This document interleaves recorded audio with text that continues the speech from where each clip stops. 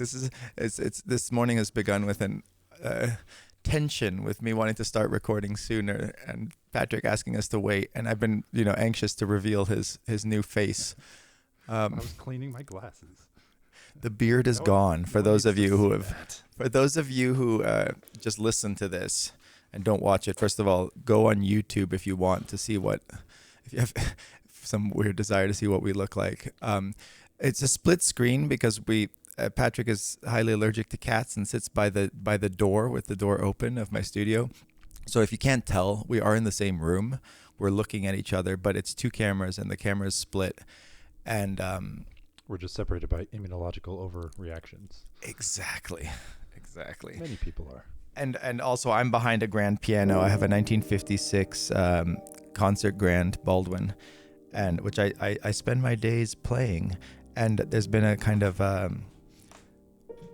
desire on my part to like incorporate it into the podcast, and I hope as we go on. I'm torn between two directions. One is to just forget the piano, go on get a mobile setup, be able to record in different locations, go have guests, and then the other is to kind of just turn this more into kind of a TV studio and use one of my inspirations behind this whole podcast is that like old 60s and 70s talk shows like Dick Cavett and Firing Line with William F. Buckley. As much as I hated his politics, I love the format of the show. And I just love the idea of having an old-fashioned talk show. And we actually, the only episode we've ever edited was the first one, because for some reason I think neither of us loved the way we introduced it. So we didn't never really give a background of how this thing started. Yeah, eventually we should put that in again. Sure. Can you turn up my... Yeah, of course. You need your...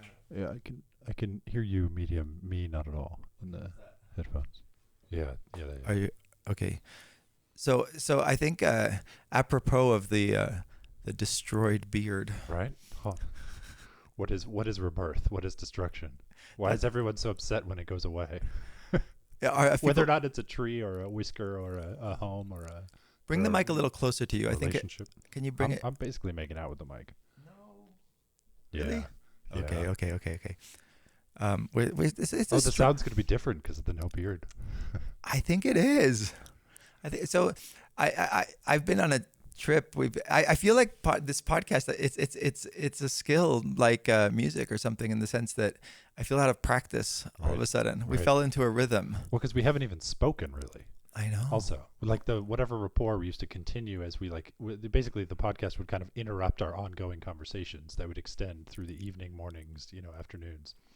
Yeah, for those of you who are just tuning in, Patrick has moved into the library, which is like a guest house on this, sprawling little compound in Joshua Tree, where I've been living for 4 years. And Patrick has had many good ideas in his life, but the best one he had was renting this little cabin / library / kind of luxurious little bedroom studio place. It's really nice. Which you've turned into a movie theater now too, right? I know. I'll never leave. While I was gone. That's what I'm hoping. I'm hoping that we figure out a way for you never to leave. The first 2 months has already turned into 3 months, which is great. Yeah. And anyway, so I left for the first time since you've lived here and we started this podcast. We were trying to do. Patrick said, "Let's do this podcast every day or not at all," which I think is a great reminder of the importance of ritual and discipline and doing things on a regular basis, and how important that is, whether you're thinking of whether you're doing music or carpentry or any sort of athletic exercise. And you just have to do it consistently to be good at it. Otherwise you get rusty. My friend's writing a novel, and he proudly told me that he had written 97 words the other day. And non-ironically, proudly, because that's not zero. Exactly. It's infinitely more than zero. Infinitely more than zero is so important. I mean, if you write just 1 page a day and in a year you've got a book, right? I mean, it's just, and if you write zero, you don't. It's just the difference, but it's just a simple mathematical reality, isn't it? Someone actually asked us to talk about discipline versus inspiration. I think one of my favorite films, which I'm sure I've mentioned before, is that if you haven't seen this, if you're interested in the creative process, there's a film, an hour-long film that they do at the Tate Modern about different painters and artists, and there's one on Francis Bacon. and he's just amazingly like a kind of positive nihilist. He is. He says, I believe in nothing, but I believe in the positive aspect of nothing, and that life is worth living even though it's so obviously meaningless on the grand scale. And anyway, I think he, like many artists, talks about the importance of working every day, whether or not you have inspiration. The inspiration's got to come while you're working. And whether or not you think a beard is an active or a passive growth process, it's still like 1/4 of a millimeter per day. Right? I mean, that's the only way to get one. You can cut it all down at once, but the only way to get one is 1/4 of a millimeter per day. Just apply that to words, and suddenly you understand what it takes to write a novel. So when I met Patrick, he had this big afro, which was great, and then I was kind of disappointed when it went away, but then it was replaced by this beard, which was equally epic. And what was the reasoning behind it? Well, so here's the thing. I just confabulate reasons all the time. I fundamentally believe, as humans do. I don't know if this is like a philosophical stance of mine or just kind of like a act of pure laziness or maybe a personality disorder, but I just literally make up reasons all the time for doing things because nobody has any actual scientific, reasonable from first principles knowledge of why they do the things that they do.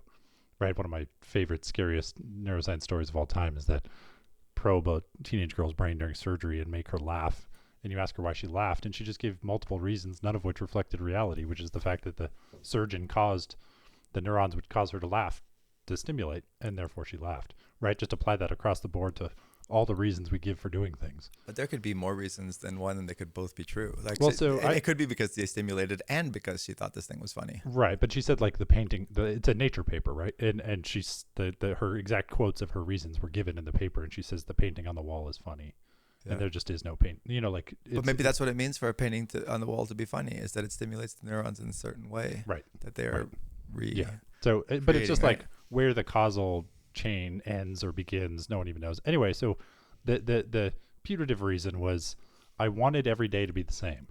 Every day seemed to already be the same. I found this pandemic thing kind of interesting on a cognitive science, neuroscientific memory level, because without cognitive landmarks, without kind of behavioral landmarks, people are going to remember this as highly, highly compressed. 2020 to most people will be highly compressed. It will feel like 2 months instead of a year, because most people's days are actually quite similar. So they're going to be unable to kind of distinguish and use like kind of memory landmarks to go back in time. And so I just kind of liked the idea of like, given all the variance, I just wanted every day to be the same. And then I just started coming up with reasons because people just always ask. I don't know why. But what is the relationship between growing a beard and every day being the same? I don't understand the I connection. Liked waking up. Well, because like for the first few weeks you have a noticeable, almost like you can track for the first 2 weeks. Every day is kind of different in in the growth of a beard. Mine is different every single day for the first 2 weeks, and then after about a month, it's kind of indistinguishable.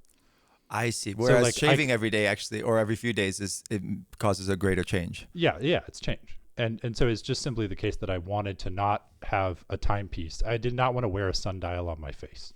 Right. I didn't really want to know.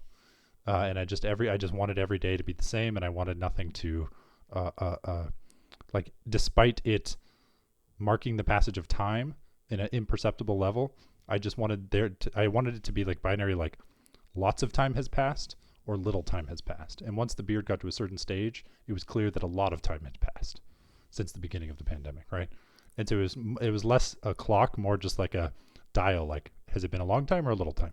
And then we had an interesting moment of telepathy, because I stumbled on a tweet that made a joke about Occam's razor, which will you explain what Occam's razor is? Well, it's amongst two competing theories that explain that are attempting to explain the same observed phenomenon. I know this is more detailed than people want, but I mean, most people say, oh, the simplest is the best, but that's not at all true.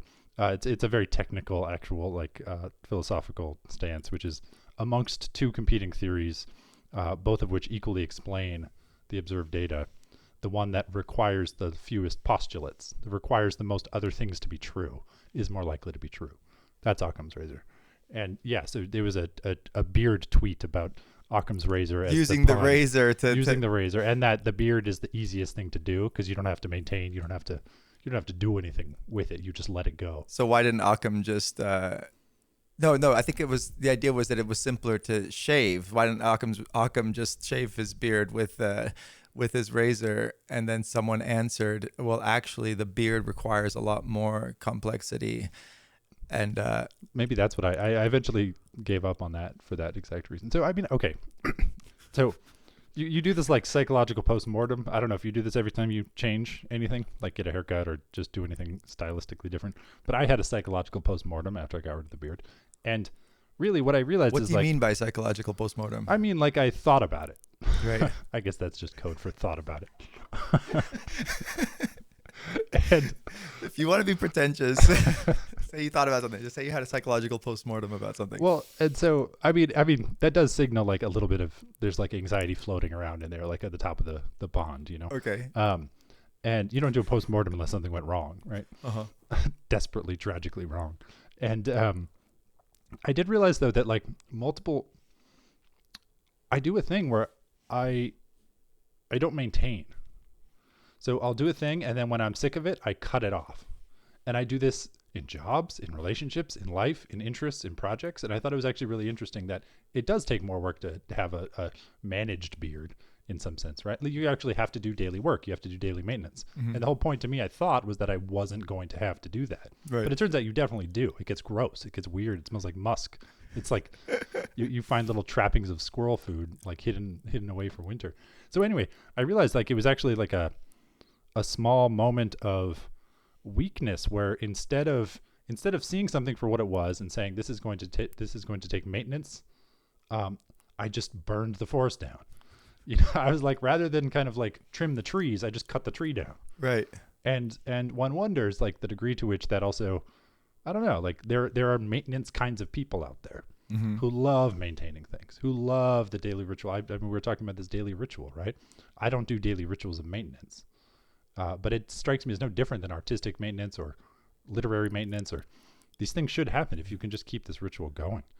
And also, you know, as California and Oregon and the West Coast is burning, you know, I was thinking I took I think pretty beautiful photograph in Montana of this burnt out forest. And we've talked about this a little bit, but I think we can steer it in a different direction. But fire, of course, is part of the natural process, and when it occurs naturally, the forest is regenerated by the fire. The soil, ashes are good for the soil. All sorts of other great things happen when things burn. And I woke up this morning thinking about that as a metaphor for so many things. You know, like in order to have newness, you have to destroy the old, right? You looking so fresh-faced. I can see this new Patrick about to emerge. It happens in politics. Obviously, you need, in order to have a new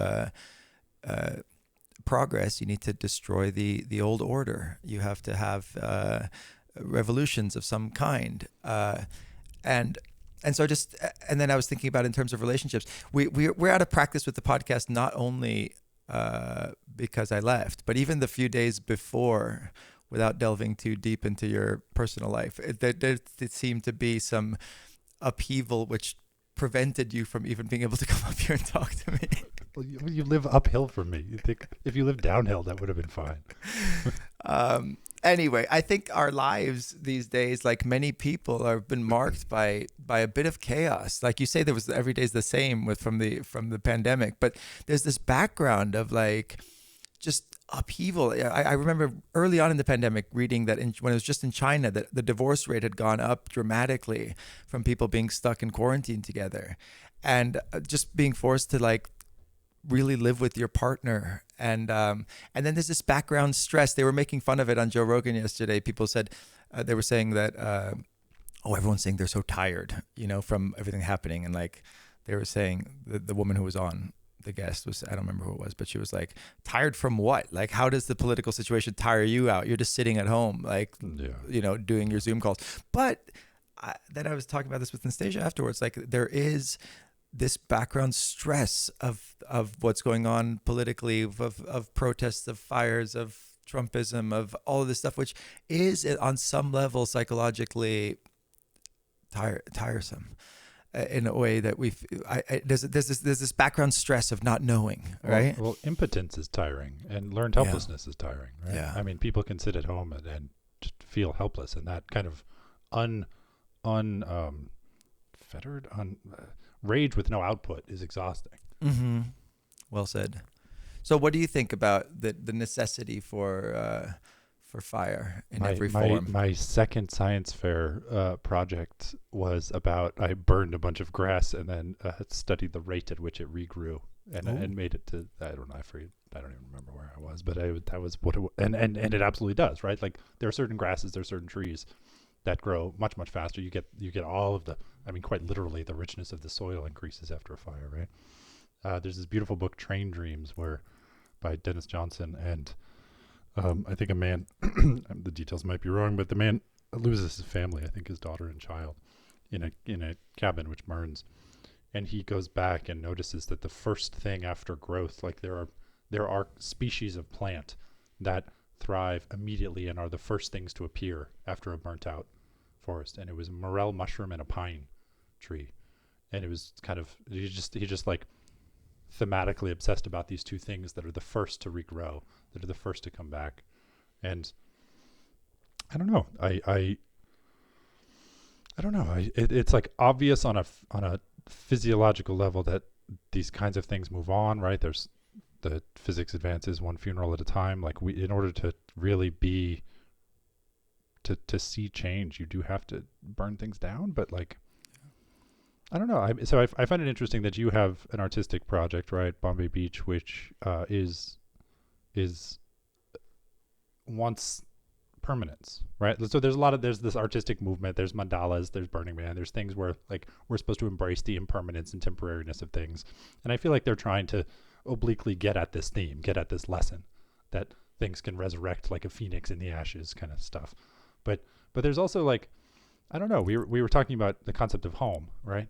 A little bit. And there's something also about the permanence of some concepts some concepts require a certain kind of permanence, whatever that is. It doesn't have to be physical permanence. It could be kind of where people are at any given time. It could just be an idea in your head, but like, you don't want your home burned down. Right. There are other things you maybe want burned down in the spirit of growth or in the spirit of renewness, or, people celebrate the changing of the seasons for this reason. Yeah. Some sort of rebirth, some sort of newness. But like, you don't want your fucking home burning down.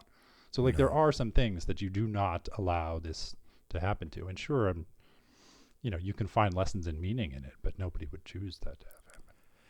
Yeah. So I don't want to, it's always a fine line of how much personal information to divulge. And Nastasia, my primary partner, has agreed to be on this podcast soon. She's not a morning person, so we're gonna have to figure out a little later time.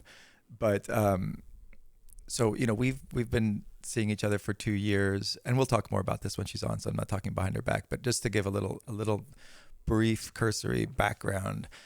We've been, after making Monogamish, I decided to kind of commit to polyamory as a way of life, and a kind of in a way I think it presents challenges that come from an idealism which is even more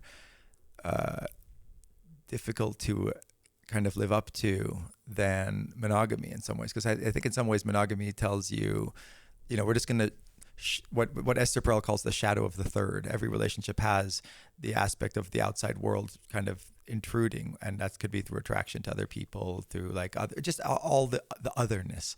And I think monogamy says, to a certain degree, let's put up a wall around our relationship, forbid certain things, and therefore be able to protect the fragility of this connection that we have. And I think polyamory, and everyone has different definitions and ways of doing this, says, no, we can survive this intrusion of other energy and other, attractions and other dynamics and other, physical connections with other people. And in a way that's, my mother used to always say, it's playing with fire, be careful. And sure enough, my primary partner fell deeply for somebody else, went off to New York, spent a month away, and then she drove there, and then I flew there, and we drove back in her 1988 Lincoln Town Car. It was just an amazing trip. Is that the car right outside? The car right that's outside. Where that came from. Okay. It's like it's Nastasia's car, and the irony is we have another couple of friends, and they have a Tesla, and he and his son were about to drive back from New York to LA with his Tesla. They didn't make it. The Tesla broke down and had some computer issue.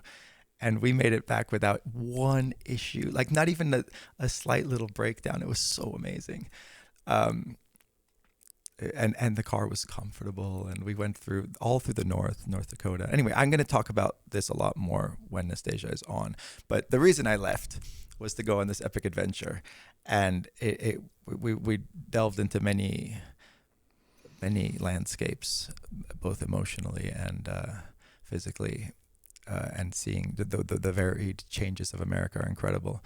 And right as autumn was upon us, and so stay tuned for future episode. We'll dive deeper into that. But that's what's been on my mind. What did it feel like to come home? That was the big issue. Everything's different. Everything's the same. Exactly. And this was personified in seeing you without your beard. Because I'm like, here's this familiar face that's no longer familiar. I love how all of California is in the worst fire season it's ever had since like 1910. And you're like, oh no, everything's different.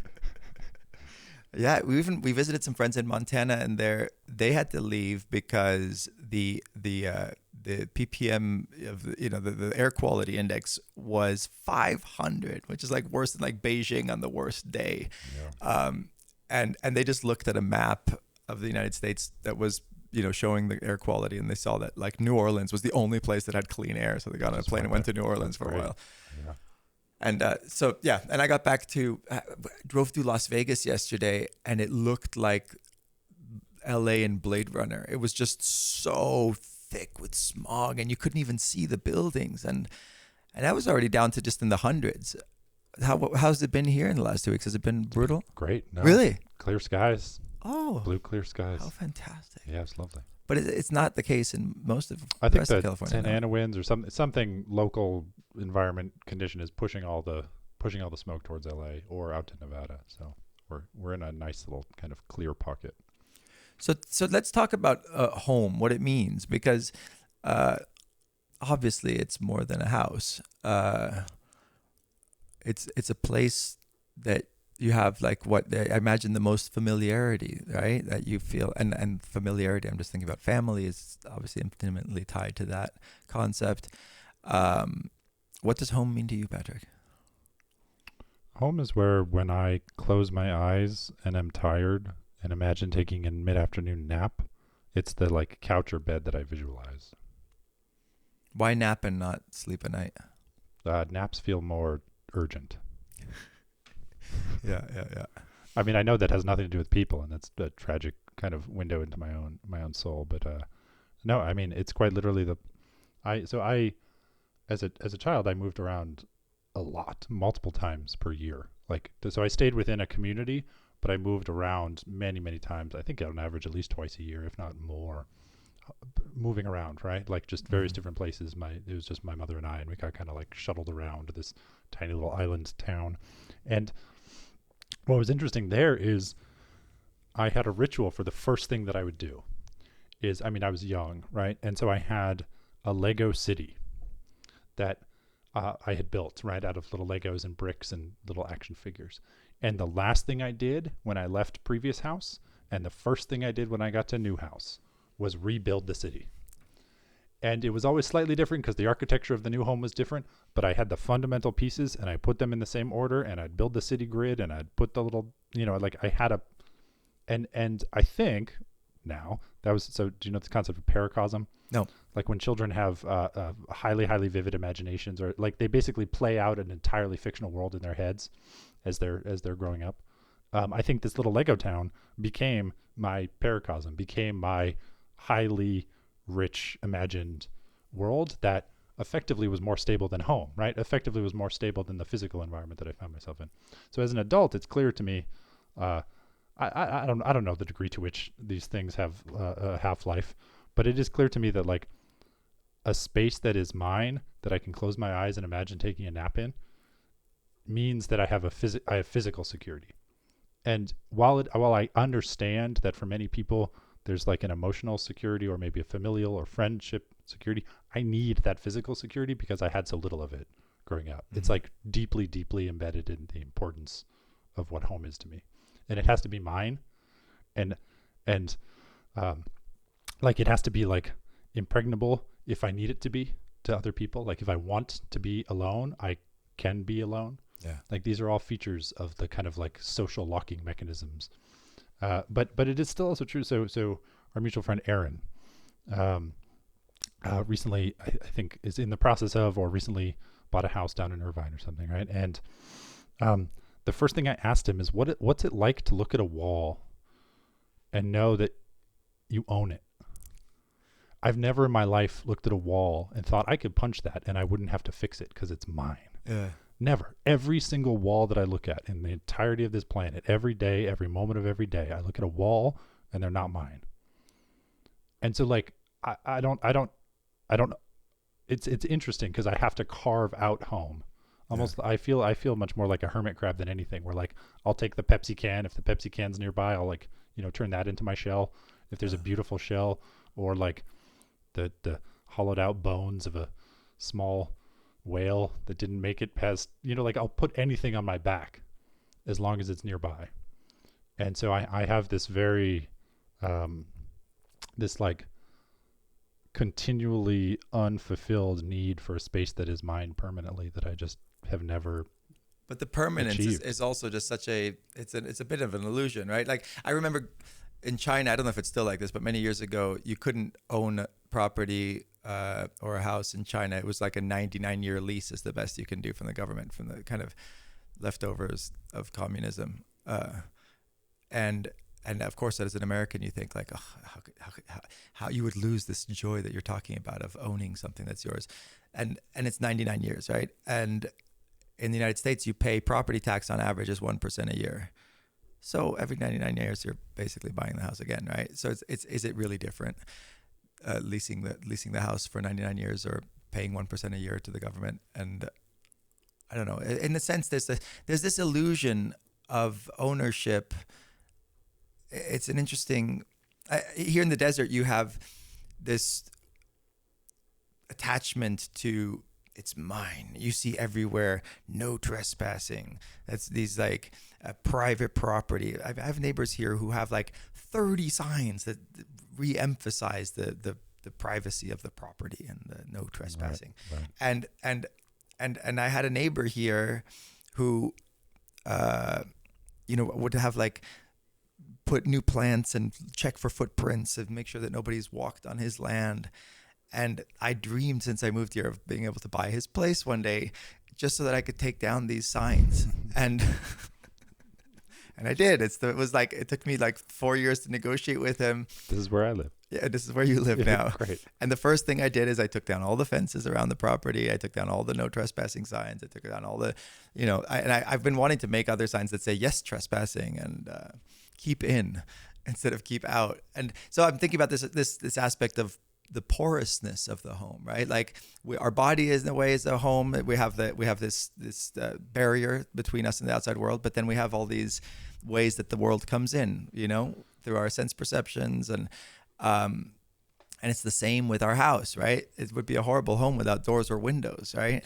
And everybody's tolerance for how porous that home should be is very dependent on your personal disposition.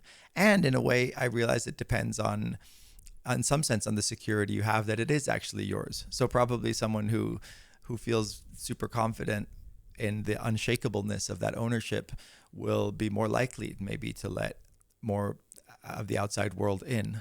Whereas if it's more tenuous in a place where maybe, theft is more prevalent, you're going to have to erect bigger barriers.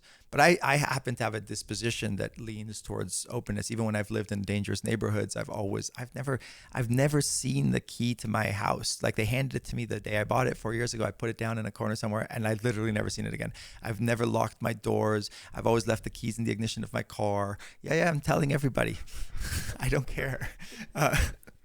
And then the one time I've been robbed is now I had a place to store my little boat, and it was I had chains and barbed wire and everything around it. I was so happy to I'm gonna have this one secure thing, and people cut the fence down and they stole the whole stereo system out.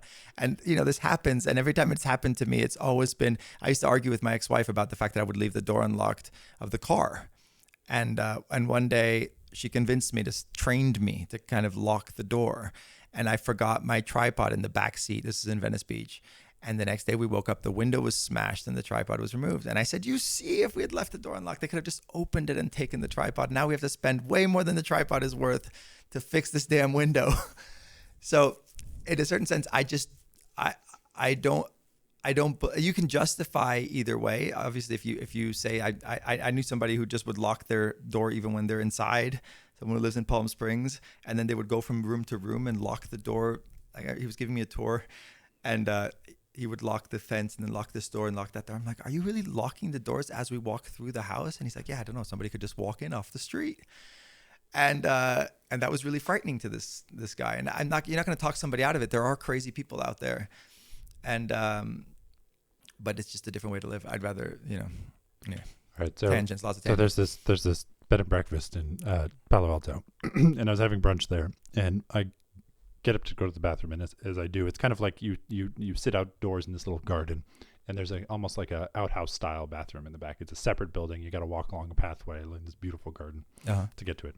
So I get up, go to the bathroom, walk all the way. On the way, I kind of out of my periphery, I see this kind of middle-aged woman also getting up. But she had done so first, right? But I'm a spry, athletic young man at this stage in my career, and I just walk past her, and I get there first, and I'm waiting in line outside this bathroom, and then this middle-aged woman kind of comes up on the cobblestone steps and is behind me, and I'm like, oh, I saw you get up before me. Right. I happened to walk quicker. Yeah. But you obviously got up first. That's when the line started. So please go in front of me. And she says, oh, no, you got here first. And she and I ended up having a multi-minute playful debate about kind of if you're in a deli and you pull the ticket, you know how the order goes. It's the moment you pull the ticket is when you deserve to be put in line. But the question is, for going to the bathroom, when do you know who starts the process? Is it when whoever first had to think about peeing, whoever right. first had, whoever had the first sip of lemonade, whoever had their coffee first, at what point does the line actually start? And so we agreed that she started first and that the line started in her head. She said, I've been thinking about it for 20 minutes. And I said, I've been only thinking about it for 5 minutes. So you obviously took the deli ticket first 20 minutes ago. So you go before me. So my question to you is, you just drove across the country from New York to this very property.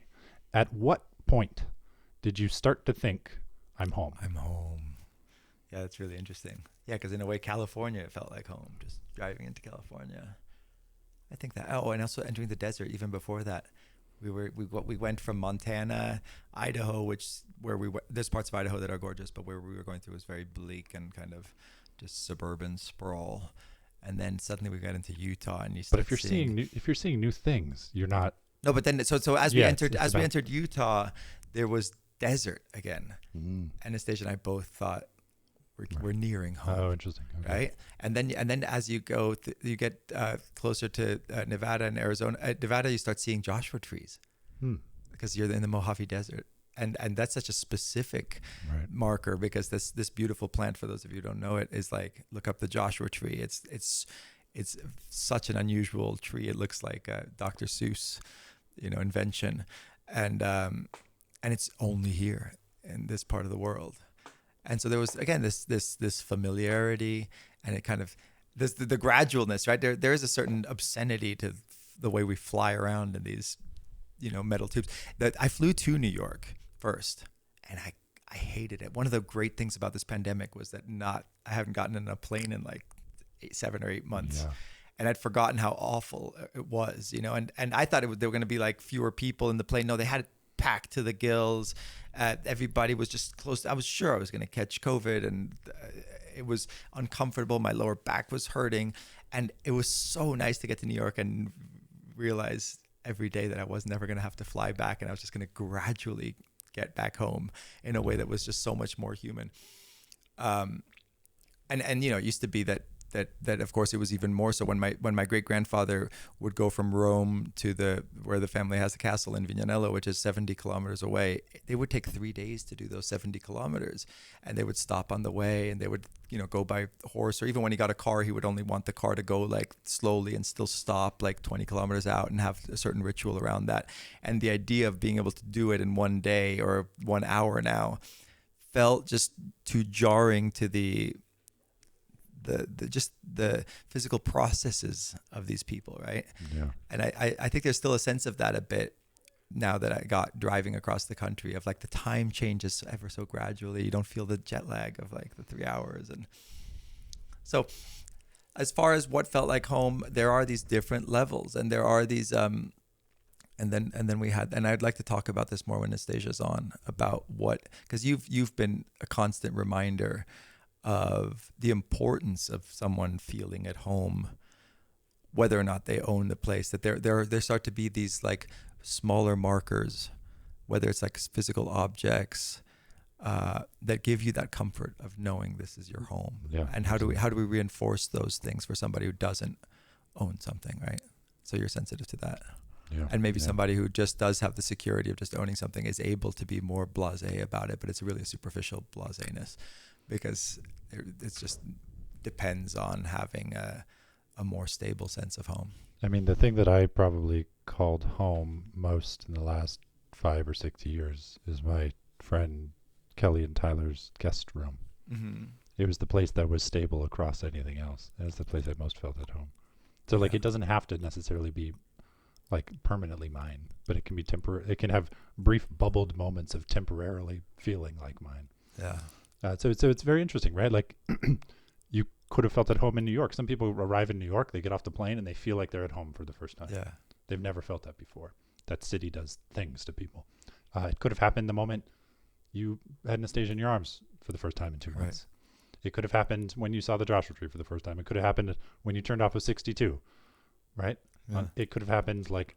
And in a way, it happened in all these ways. Yeah. It's just different senses. This word of being at home is very expansive, paradoxically, right? Yeah. And so, but I think it's very interesting what you said about it's the one thing Nietzsche said the definition of the sacred is the thing you can't laugh at, and maybe home is the thing that can't burn down. Right. Like we can laugh at everything, and humor is a way of coping with everything, but things that are truly sacred to us, you don't laugh at, right? I mean, you that would just challenge, that would go directly against the sanctity of the thing. So we take, human life as sacred, I think. So if somebody that we love dies, that's not a domain for joking, right? Ever, no matter how good of a sense of humor you have. And of course, so I think that's, a positive aspect of religious practices, I imagine, for people who have them.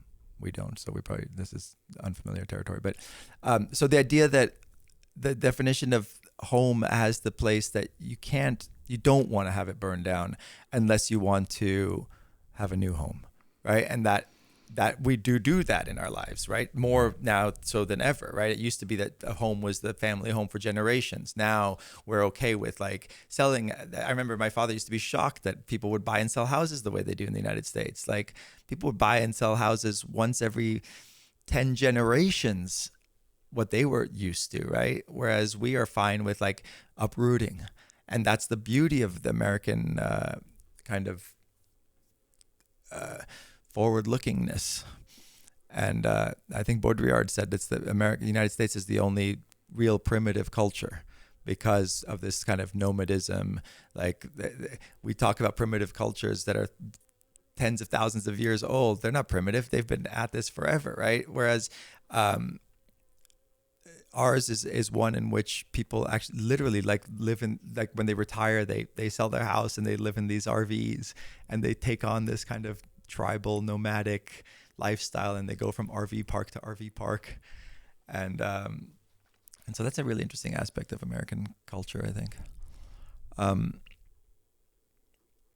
I have one other thought, but I feel like I've been rambling for a while, so interrupt me first. If you How want. many nights did you stop? Did you sleep outside ever? Did you? No, we never temporary slept. homes? We never camped. We were spending like 7-8 hours in the car every day. So at the end of that, it was always nice to like have a nice room. Oh, I get it. Can a motel room feel like home to you? Yeah. You know? So it was, we steered away from any corporate, chain places. Probably that there's this horrible familiarity, right? Which I think Americans are after in a way that's just so soul destroying, right? Like the chain restaurants, chain hotels, the fact that they're the same everywhere, for me makes me feel so deeply uneasy. Right. But what they're trying to do is create the kind of familiarity and comfort of you having been here before. Yeah. The brain doesn't have to spend energy like remapping the place. In and outs are exactly the same everywhere. So why is it that a Comfort Inn though, in a Motel 8 or whatever, they give such deep anxiety of this, because it's not responding to the place that you're in at all. Yeah, it's trying to separate out. It's trying to say that the local environment doesn't matter. It doesn't matter at all. Yeah, it doesn't matter at all. You can have the same thing anywhere. You can have the Starbucks coffee anywhere in the world. It doesn't matter who the owner is. It doesn't matter where the place is. It doesn't matter it doesn't matter who you are, what water. you like. It matters. None of these things matter. And people forget that what we're after in life is mattering. And otherwise, why bother? And I think that that this, and then you drive by those homes that are all the same, right? That to me also is so deeply depressing. When you see dozens of homes all exactly the same, and I just look with deep sadness at this. I get more depressed at contemplating that life than I do of a homeless person walking down the street. Yeah.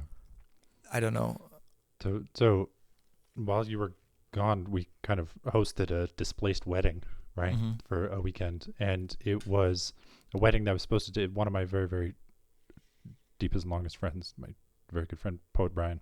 And he has a family cabin, right? And that was where the wedding was supposed to be. It was a very small thing. It was going to happen. It's kind of outside Tahoe, Lake Kirkwood. It's beautiful, gorgeous, right on the lake. And it is so important to him. It's family, it's home, it's everything, it's legacy. It's the longest house. It's been in the family since like 1930. There's pictures of his grandpa with the same wooden stove and everything. They got burned out. I mean, it didn't burn down, but they got mandatory evacuated. So what do? How do they have spent years planning this. They have dreamed about the wedding, of course, is going to be at the cabin. That is home, right? That is the one stable place. The 1 week they've planned this, they've put it off for so long. The week it happens, fires in Yosemite, mandatory evac, worst fire season in California. They come here, right? At your suggestion, of course. Yeah.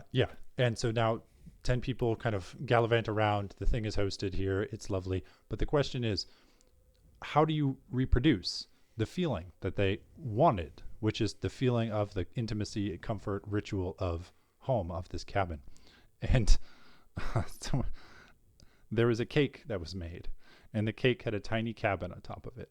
And when the cake with the tiny cabin on top of it, which was made from a picture that they had sent, was presented to them, it was tears of joy. Like, home it mattered, but it didn't matter, right? This stupid symbol of this melted cake that like in the shape of a cabin, it's so meaningless, but it was so meaningful, right? Yeah. And it was so clear that home was where it's trite, but where their friends were, like they could do it here, they could displace. And it was a very interesting kind of like multiple kinds of arguments about home. And I say argument in the broad sense, like you and Nastasia asking, what is home? Where is home? How do we provide homes? How do we create a mutual home? How do we create a shared home? Yeah. The wedding, about we're displaced by this fire.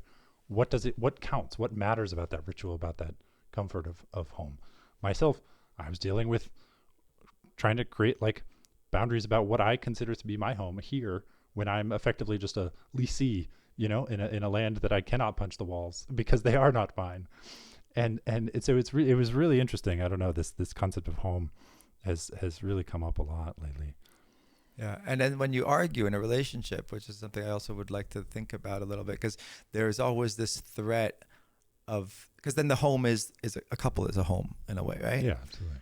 So then when you fight, there's this threat of burning the home down, and then I was thinking about when you make up, you have that regenerative thing happen in an ideal situation where you've burned some things down, you've cleared the air, you've aired, resentments or things that have been weighing on you.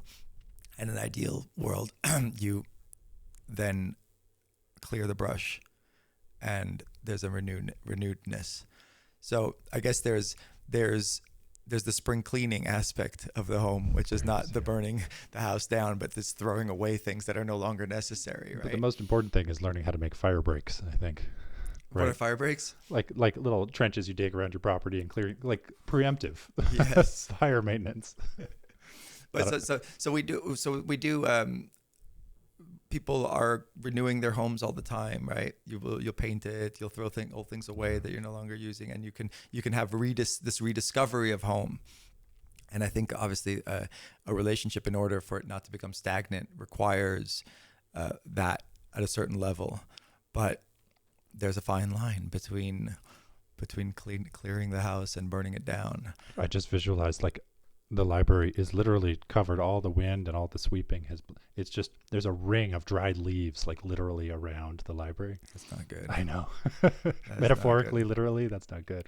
I'll figure that out. Gosh, I've just thought about the first time too. Also, the library is all wood inside, so like the smallest fire would just mean the destruction of all my books. For a long time, those books were home to me because I lived in a school bus for a few years. Yeah. I've told the story of losing my house that was supposed to be like our inheritance from again, my father really meant a lot to him to have some sort of continuity, and he sold little by little his whole life. He just sold. There was this kind of there was a cultural bias against renting in Italy. You talk about leasing, like even renting out, if you own property, was considered somewhat like, so whenever my father needed money, he would just sell. And in this way, he managed to squander 1,000 years of family patrimony in one lifetime, to the point that he was left with nothing. And they have an interesting concept in Italy of the this you can imagine here, the use of a house for your lifetime, regardless of how long that lifetime is. So you can, the final part of the Ruspoli Palazzo in Rome that he sold came with a deal of another small apartment that he could keep for his life. So right. The ownership of it, a feeling of home, depended entirely on his health and ability to stay alive. And the day that he died, it was gone. His small children and wife had to be kicked out into the street, and that was the end of that. The final little foothold in this. Anyway, so we lost. Then he got us a house in LA. It was supposed to be the sense of continuity. My mother married this art dealer that then caused us all sorts of troubles that you can listen to in another episode. But we lost the house, and I decided that my home for the next 2 years was going to be a school bus. And I loved this idea of like having the familiarity of the home inside, and then the freedom of movement and the constantly changing outside world. And I don't know if I've said this on the podcast before, but Esther Perel has this idea that we are looking for two totally incommensurate things in one partnership in this day and age. We want, on the one hand, the sense of home, of safety, of security, of predictability, but we also want danger and the unknown and eroticism. And if one person can't provide these two just fundamentally contradictory things, then we think it's a failure in that relationship, right? And this is one of the arguments for like more openness or polyamory, and saying we don't want to depend everything on one person. But when I heard that, I joked with her that maybe a person can't provide those things, but an RV can, or a bus, because on the outside you've got this kind of phallic, projectile, adventurous object that can go into the world anywhere, and on the inside you've got this womb-like, just safe, always the same place. So that's why I've always been super attracted to mobile homes. And I like it. Anyway, it's my little Freudian analysis of why I like how this property though is littered with mobile homes, static. None of them can move anymore. That's the irony. And why? So that they can be temporary homes for travelers.